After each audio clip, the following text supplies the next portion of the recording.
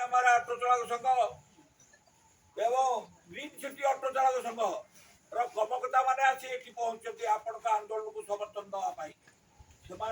अभिनंदन जनाऊ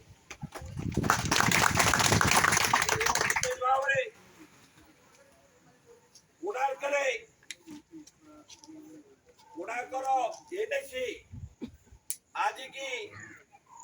प्राय 40 वर्ष 45 वर्ष हो 82 मसीह 45 वर्ष ऊपर हम किंतु ऑटो चालक भाई मान गाड़ी रखापी जगह स्टाण जगह दि जा पारा ना दुखर विषय आज भुवनेश्वर कटक सिटी मानक से